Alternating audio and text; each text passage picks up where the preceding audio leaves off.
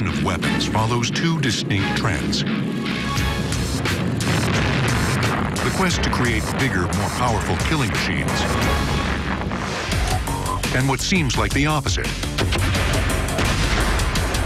The design of smaller, lighter, and more mobile firearms. Throughout time, the idea is that a weapon is a compromise between range, lethality, and accuracy. When a weapon is developed, it's usually heavy, it's large, it's meant to be very powerful. But for every class of weapon, engineers also work to transform the big and bulky into the lean and mean. And so rifles have gotten smaller. Machine guns have gotten smaller. And for every one of these heavy weapons, you've had a development of a lighter weapon. Tiny weapons can do things bigger firearms can't. They can be concealed and carried farther and faster. Soldiers with small, light weapons can carry more supplies and ammunition. And with a tiny handgun, spies and criminals can get away with murder. One tiny pistol developed in the 19th century became so notorious, it ushered in a whole new era of smaller guns. In 1865, a Derringer, a 6-inch pistol small enough to fit in a pocket, was used to commit one of the most shocking crimes in American history. We all know the story. A flamboyant actor named John Wilkes Booth snuck into President Abraham Lincoln's box at Ford's Theater. He fired at the president's head from point-blank range. But the reason Booth had to get so close to his target? The Derringer. This new tiny pistol wasn't accurate at long range. It would spray bullets every which way out of the barrel. Today's Derringers may look a lot like the old ones, but they're very different inside. Cobra Firearms, located in Salt Lake City, produces about 1,500 tiny Derringers every week. This is the beginning of a gun right here. This is a barrel insert. We're going to put that important twist. The twist is called rifling, and it's one of the most important advancements in gun design. Small spiral grooves are cut inside the barrel. As the bullet travels through, it rides these grooves and begins to spin. When the bullet leaves the barrel, the spin continues, improving aerodynamic stability and accuracy. Keeps the centrifugal force of that bullet traveling in a single direction rather than it wanting to tumble throughout the air. First introduced in rifles, the process of rifling spread to other firearms, making them more accurate over longer ranges. The Derringer that shot Lincoln did have some rifling in its barrel, but that wasn't enough to make the gun accurate at short range. Early Derringers also had a flaw. The gun's barrel bores were larger than its bullets. The pistol used to kill Lincoln had a .44 caliber gun barrel, but the bullet was only .41 caliber. This mere 3/100ths of an inch would cause the bullet to bounce around inside the barrel. Once it left the gun, there was no telling which direction the bullet would fly. Today, every Cobra Derringer features a rifled barrel insert with a tighter fit. Once the rifling is complete, the barrel insert is cast into the barrel. Now we've got a raw Derringer barrel. She's going to get mated up with her frame. They're going to travel through the system and turn into a firearm. We're going to start at the all-important hinge hole. The barrel and frame are connected at the hinge hole. This allows the weapon to open and close for loading. Next, workers drill the lock hole. Once they put the lock in position, the barrel will remain fixed to the frame for firing. Derringers have been manufactured since 1852. With the Lincoln assassination, they became so popular that other manufacturers began copying their design, but with a very subtle difference. If you were to look at an actual Derringer made by Derringer, the spelling is with one single R. Now, there were attempts to copy his weapons even in the day that he made them, and they spelled the name with two R's. Henry Derringer continued making guns until his death in 1868. But Derringer spelled with 2 R's has now become a generic term for any small 1 or 2 round pistol. Another key difference between 19th century Derringers and today's is the emphasis on safety. Cobra strives to make their weapons as safe as possible. This crossbolt safety that we've added to it prevents what's called drop fires. So if the firearm is ever dropped onto the ground and strikes its hammer when loaded, it won't ever discharge. 28 individually machined parts go into making every Cobra Derringer. When they're all in place, the gun is tested. We will want to test each and every gun before it leaves Cobra, so the end user is going to be safe. Weighing less than a pound and loaded with 22 caliber ammunition, this Virgin Derringer is ready for its debut.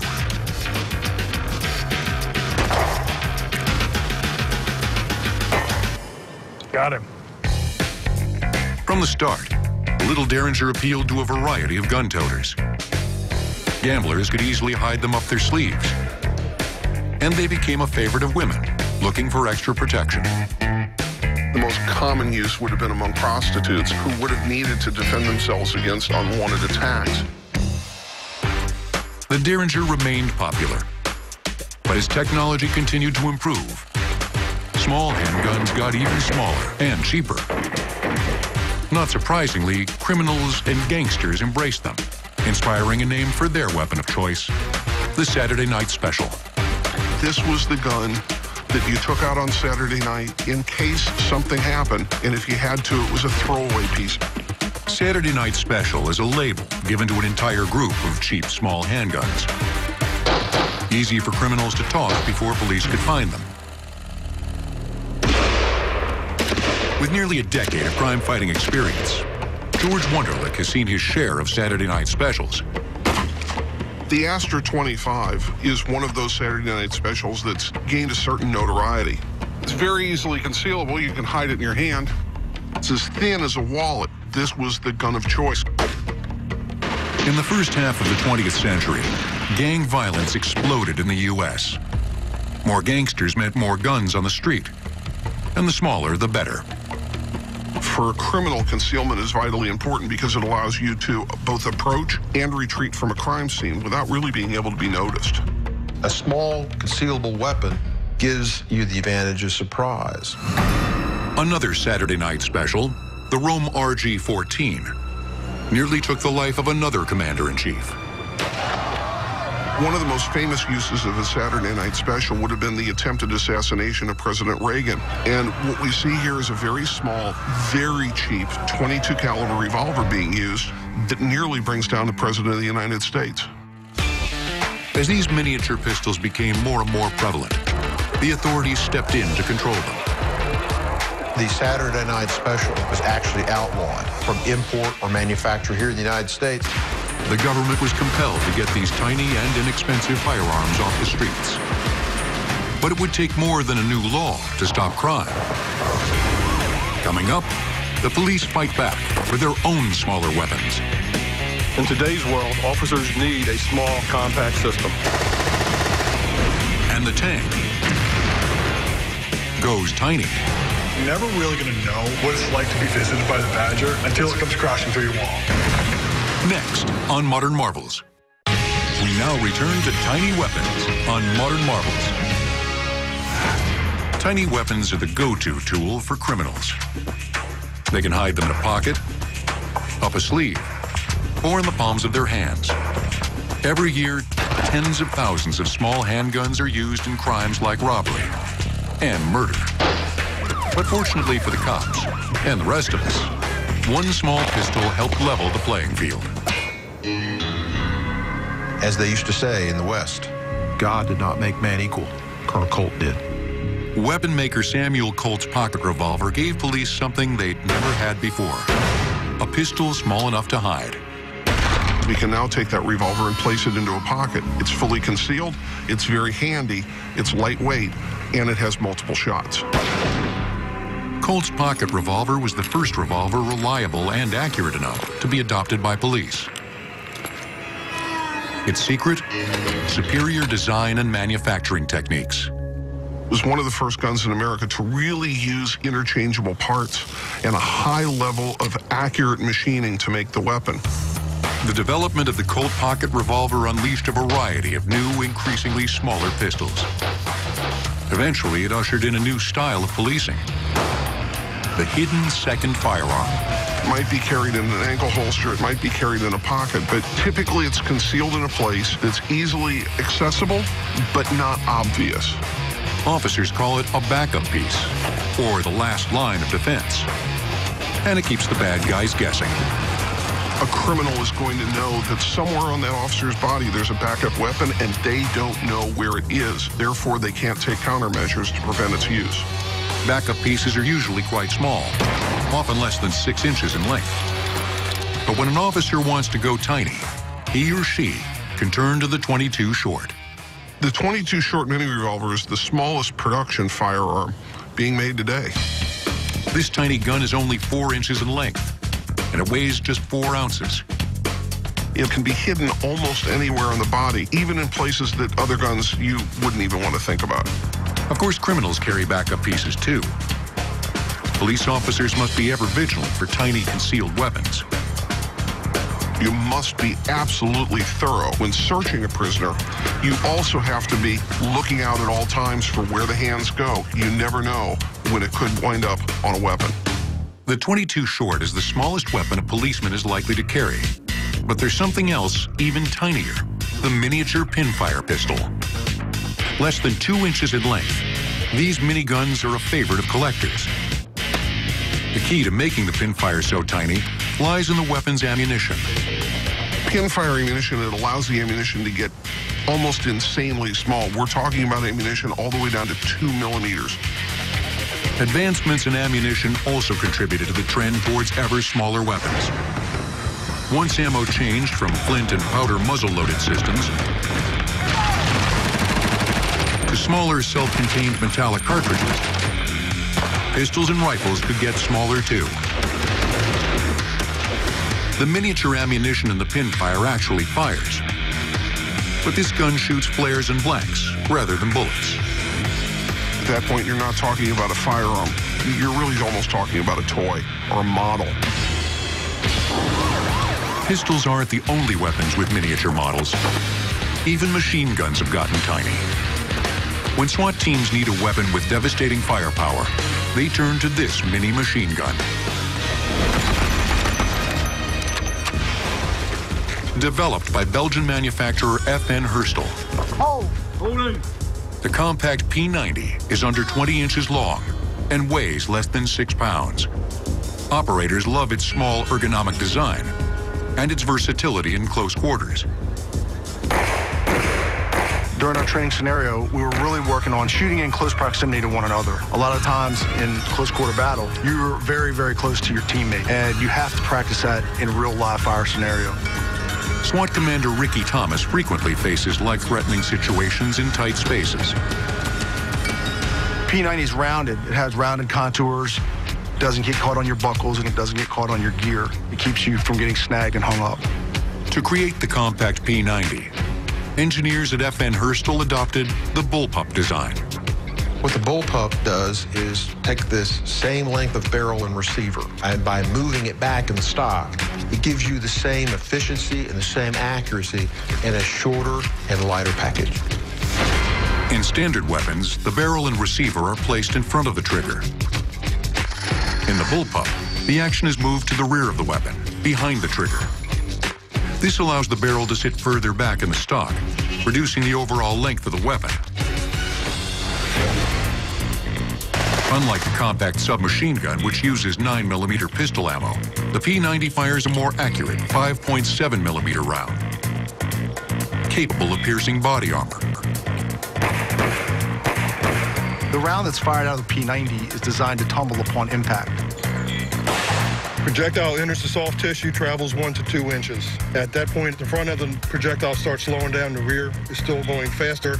As it's turning, you get the permanent wound cavity from here to here, with the nose of the projectile facing the entrance wound, resting 8 inches into the body. And the P90 fires fast, unloading 50 rounds in less than 4 seconds. They're extremely controllable rounds. Everything stays on target, on the suspect. You're not spraying and praying the area.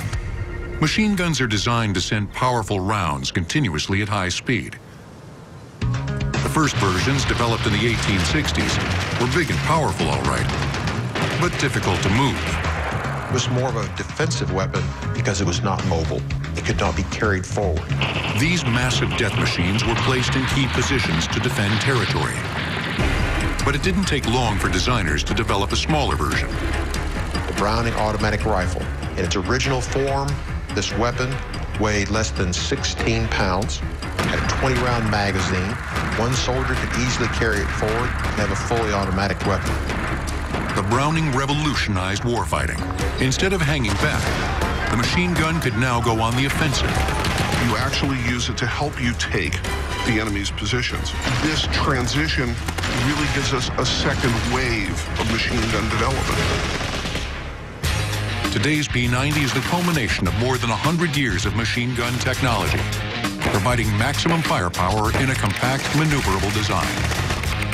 Is advantageous in the close quarter battle situation. You have a 50-round, high-capacity magazine firing a high-velocity round. What that gives you is the ability to put lethal force on target in a very short distance. Bro.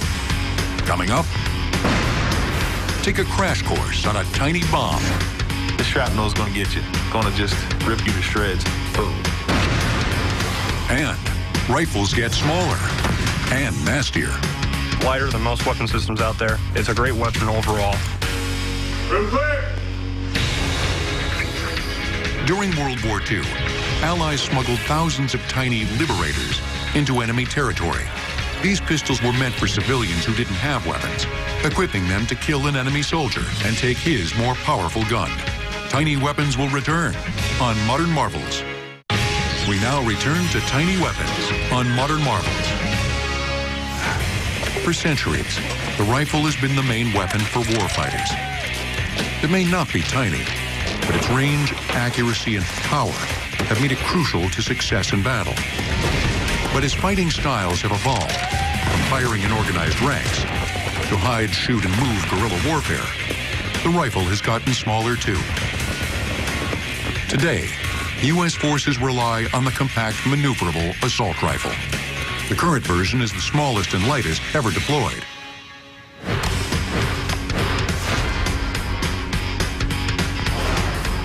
The M4 assault rifle is nearly 20% smaller than its predecessor. Today I'm carrying the M4 carbine. It's a gas-operated, air-cooled, semi-automatic weapon. Shoots a 5.56 millimeter round. Fires from the semi or 3-round burst. Today at Fort Benning, Georgia, Sergeant Inkenbrandt and his squad are learning to master this 30-inch, 6.5-pound assault rifle. It enables me to get in and out of vehicles quicker, more efficiently. You can enter and clear rooms a lot quicker. Room clear! For the last 150 years, engineering and technological advancements have helped shrink the rifle. From the long, bulky musket to the M4. By World War I, they had wonderful bolt-action rifles. Fired rather rapidly and were very accurate, but could not lay down that withering fire that a semi-automatic or a full automatic battle rifle or assault rifle could. The game-changing predecessor of the M4 was the semi-automatic M1 rifle of World War II. For the first time, troops didn't have to manually reload their rifle after every shot. The M1 gave birth to a new fighting style: fire and maneuver. Battle rifles with fast, accurate firing allowed half the team to lay down suppressive fire. All the rest of them could move forward in rushes from one covered position to another. The M1 was the first semi-automatic rifle that a single warfighter could carry on campaign. Once the weapon is fired, the expanding gases from the bullet are diverted into a cylinder, where they meet a piston and an operating rod. The gas pushes the operating rod toward the rear. This action rotates the bolt and ejects the spent cartridge as a fresh round loads into the chamber. With the success of the M1, all troops were assigned semi or fully automatic rifles. In the 1960s, an even smaller and lighter version appeared. the M16. The M16 is much lighter than anything we've had before. The cartridge has been downsized from 30 caliber to 22 caliber. We're allowing men to go farther, faster with the weapons that they have. The M16 enabled troops to move faster through the jungles of Vietnam. Today's M4, first used in 1994, is about 10 inches shorter and 1.5 pounds lighter than the M16. Well, I prefer the M4 because it's smaller and it's lighter than most weapon systems out there. It's a more effective weapon when it comes to clearing rooms in urban environments. It's accurate up to 500 meters. It's a great weapon overall. As battle conditions change, the assault rifle will continue to evolve. Developments in caseless ammo and the introduction of lightweight metals like titanium and scandium could shrink the assault rifle even more. Throw. But when warfighters need something even smaller and more powerful, they can grab this miniature bomb. All good. It's just 4 inches in length and weighs less than 1 pound. Throw. But today's M67 fragmentation grenade has a kill radius of 5 meters and inflicts serious casualties up to 15 meters away. The grenade gives warfighters a bomb tiny enough to throw. Grenades have the ability to do things that no other weapon does because they explode in every direction. You can take out an enemy 360 degrees around the device. And grenades do things that larger bombs can't. Because they're so small, an individual soldier can carry several at once. And while larger bombs must be dropped from planes, the grenade just needs a trained warfighter. First thing I want you to do is I want you to take the hand grenade off your vest. Using this handy bomb in battle has its share of risks. So the M67 is designed with 3 safety devices to prevent it from detonating accidentally. The pull ring, or pin, along with a safety clip, hold the spoon in position. You're going to insert one of 2 fingers, either your pointer finger or your social finger. Insert one of those 2 fingers, and then just pop your chest. The final safety on the grenade is the spoon. Once it's released, a spring-loaded firing pin hits a percussion cap, starting the time delay fuse. Approximately 5 seconds later, the grenade detonates. Hand grenades have existed for centuries, and like most weapons, they've gotten smaller in size. The Chinese created the first version over 1,000 years ago. 8th century Greeks and Romans packed Greek fire, a highly flammable liquid, into stone and ceramic jars. When tossed, the jars would explode, and the liquid would burn anything it touched. Even water couldn't squelch the flames. While extremely effective, grenades didn't go mainstream until the trench battles of World War I.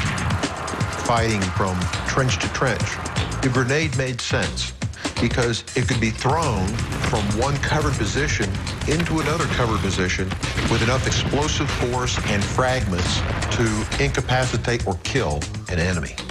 Grenade designs continued to improve. The weapons became smaller and more powerful. But there's an inherent danger. The problem with hand grenades is that they will often throw fragments around their radius farther than a soldier can throw them.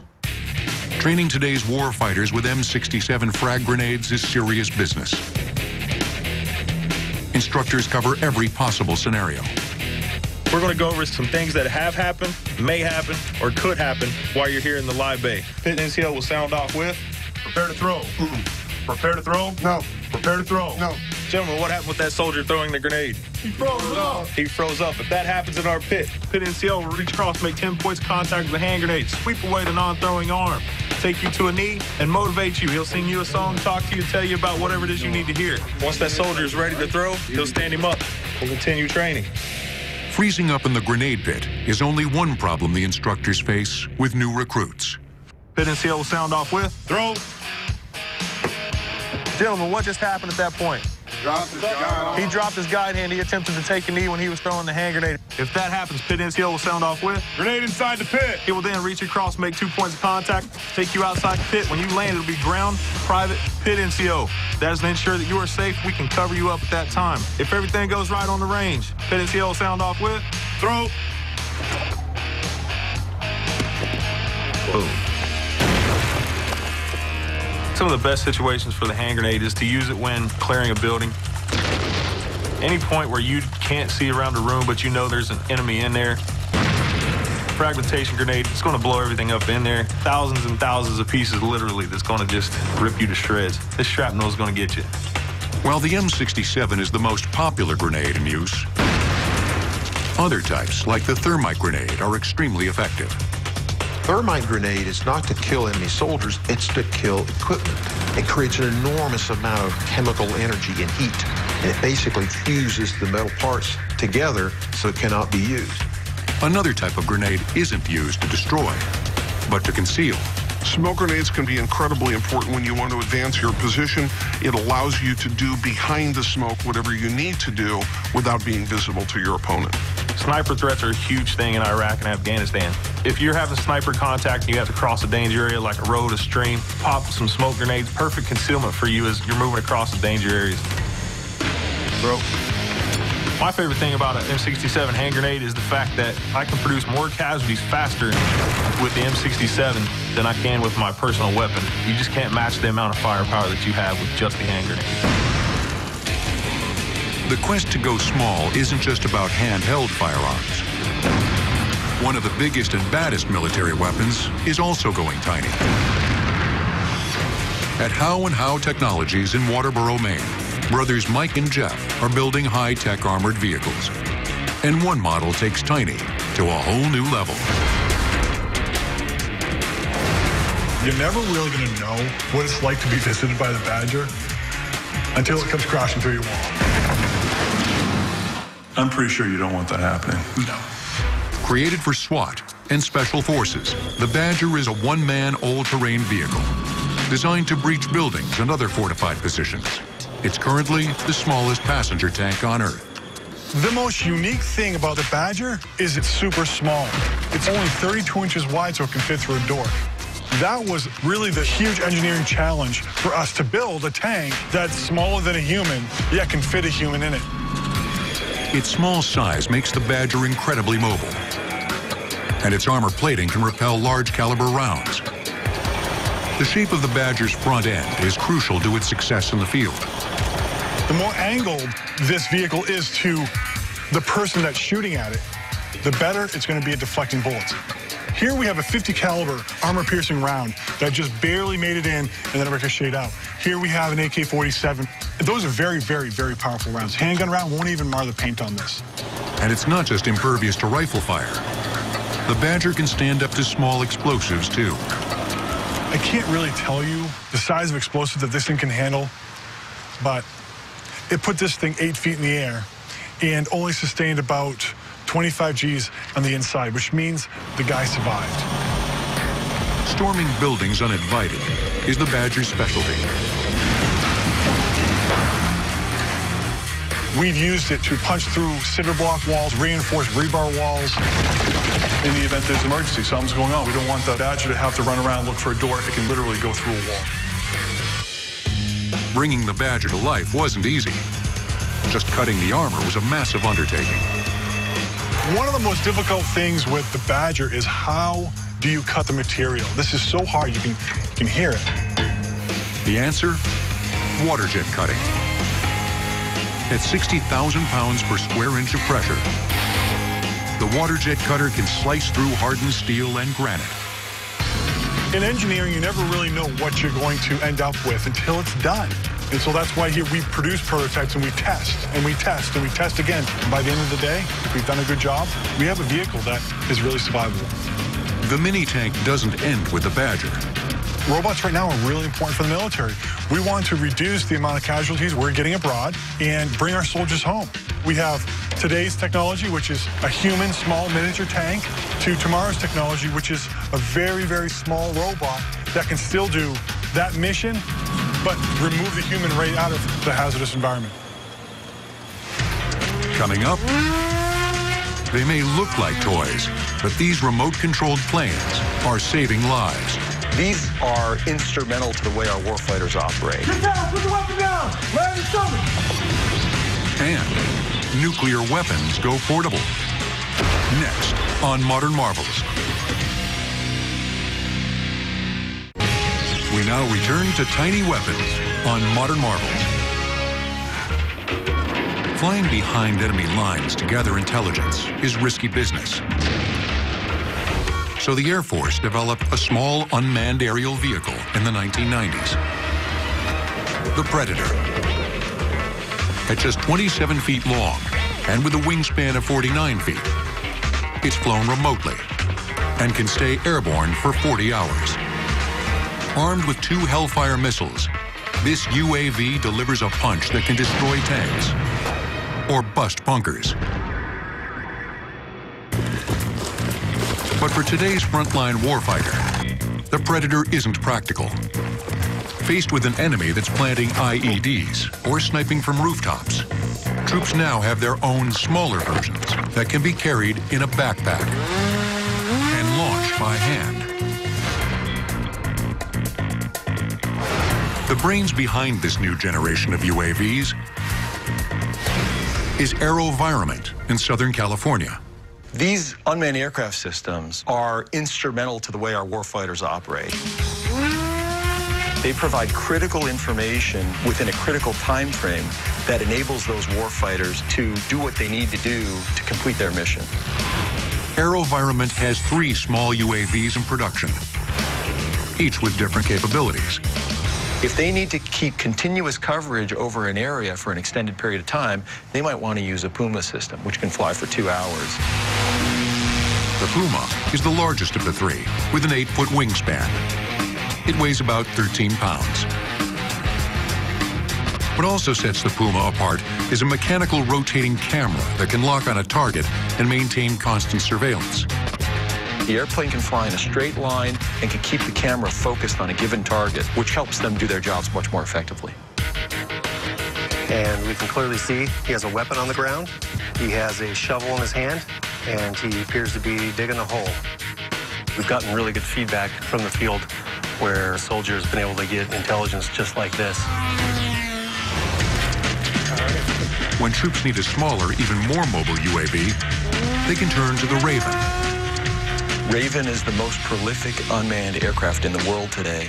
We've shipped more than 15,000 of these little airplanes to customers all over the world. The Raven is more concealable than the Puma, but it can only stay airborne for 90 minutes.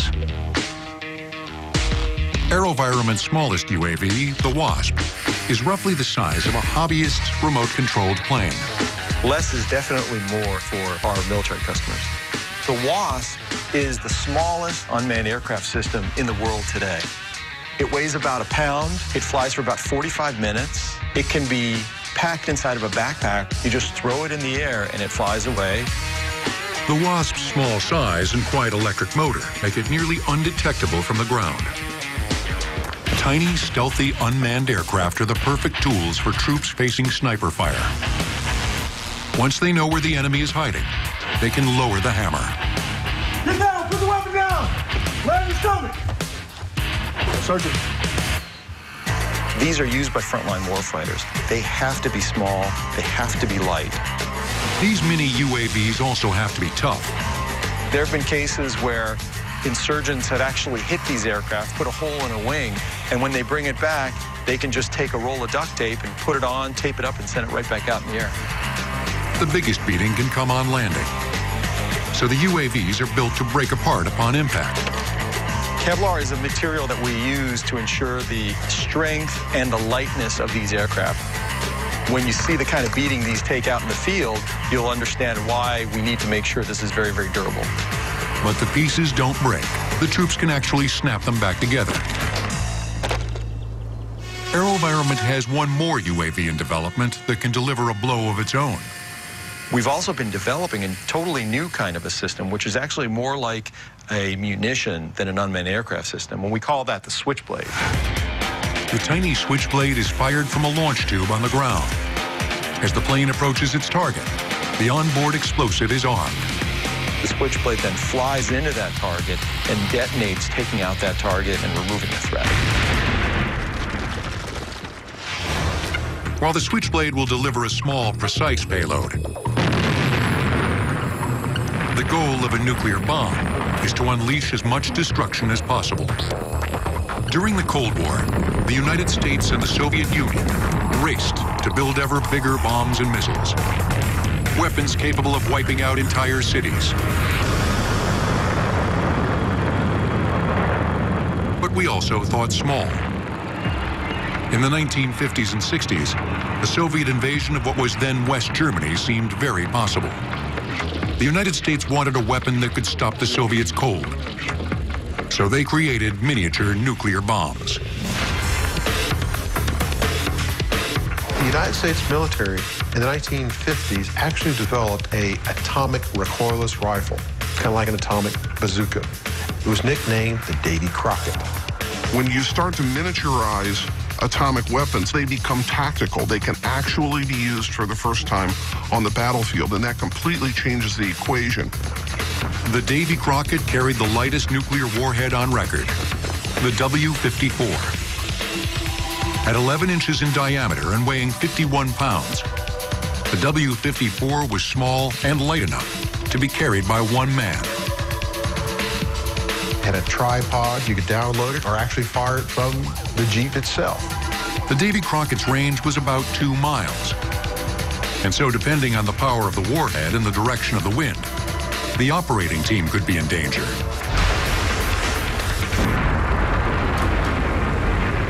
With the more powerful explosive heads that were used on the Davy Crockett, there's actually a possibility that the range of the kill zone is greater than the effective range of the weapon, making it a weapon of last resort. The Davy Crockett was tested several times, but never used in combat. Eventually, the weapon was stockpiled and then decommissioned in 1971. Next on Modern Marvels, more than just tiny. These weapons are in disguise. You have a right to defend yourself. We advise, strike hard, get out of there. Between 1961 and 1971, 2,100 Davy Crockett systems were deployed throughout Europe. It was last tested above ground on July 17, 1962. This marked the final U.S.-sponsored above-ground test of any nuclear weapon. Tiny weapons will return on Modern Marvels. We now return to tiny weapons on Modern Marvels. We've seen how advances in technology have made weapons smaller, more maneuverable, but just as deadly. These tiny tools make fighting more efficient, both for the good guys and the bad. But another, more secret group of weapon wielders relies on miniature devices to survive. Spies. When you start to get into the realm of spies, you're talking about miniaturized and unusual weapons, really of types that almost boggle the mind. Cigarette packs, lipstick cases, even pens have all been transformed into firearms. The intelligence community is incredibly creative when it comes to tiny weapons. One of the more interesting cases was actually an umbrella used to deliver a poison dart. In 1978, Bulgarian dissident Georgy Markov was killed when a tiny pellet of ricin was injected into his leg. They figured out what happened during the autopsy. Almost anything can be disguised. It's really quite amazing. Spies may have an arsenal of secret weapons, but they're not alone. Irv Miller and his wife Laura have been developing tiny self-defense weapons for civilians, police, and corrections officers. At some point in everybody's life, they get scared. Having some type of self-defense weapon on you is a good idea. Irv bought his first stun gun more than 20 years ago and got instantly hooked on small, less lethal weapons. Not every situation calls for a lethal action. Lethal actions are literally life and death. One of Irv's best sellers is the Kubaton. This slim impact weapon packs a punch in less than 6 inches of aluminum or plastic. What makes it so effective is that there's pressure points all over the body. Understanding the body's various pressure points is key to mastering the Kubaton. You take a hard object like a Kubotan, you press that anywhere around the wrist and squeeze from the other side with your thumbs. You're going to take total control of that person. With hundreds of applications, the Kubotan can be used in almost any scenario. Somebody comes up from behind you and grabs you. She'll press the Kubotan down into the elbow area, and then takes control of wrist. It's one of many pressure points. When she presses down, my hand lets go. No matter how big the guy is, if he grabs you, you put one of these between his knuckles and pull his hand, he's going to let go, and he's going to go with that hand.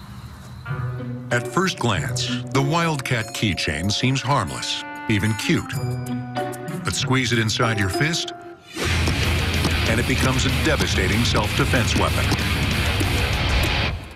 Another close-quarters weapon that we sell are stun guns. Stun guns deliver a disabling electric shock. Law enforcement has used them for decades, and more recently, the general public. A stun gun works off a simple 3 or 9 volt battery system. Energy is sent through a set of capacitors to produce a high voltage current, from 100,000 volts to more than 1 million. The strong electric shock disrupts the signals that go from the brain to the voluntary muscles, causing them to shut down. The effects last up to several minutes. Consumer stun guns come in a variety of tiny shapes and sizes.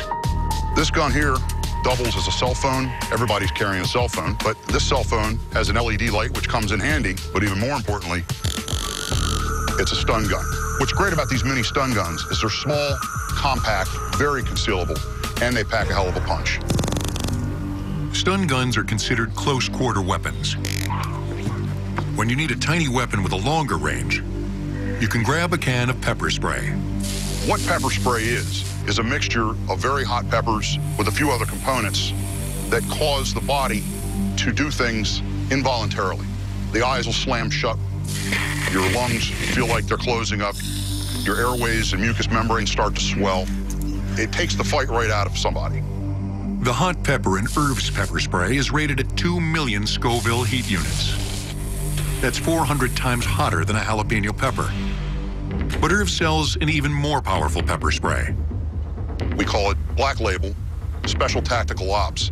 And what this is for is worst case scenarios. So we already have a really nasty pepper spray to begin with. Then you add 2% tear gas. That combined with pepper is totally for a respiratory takedown. Tactical teams can hit them with the Black Label and pretty much incapacitate someone within a half a second or so. Working with police and civilians, Irv believes that using less lethal force is the first step in any physical confrontation. Nobody wants to take a life. In most situations, if you pull the pepper spray to use it first and it gets ugly fast, you literally throw the spray and you pull your sidearm. That's how it's done. From the city streets to the fields of war, as weapons get more powerful, ingenuity shrinks them down. Making weapons big is easy. The hard part is trying to make something that works so that one soldier can carry it into battle. Whether it's for self-defense against a single foe or full-scale war versus an army of enemies, tiny weapons have a big place in today's arsenals.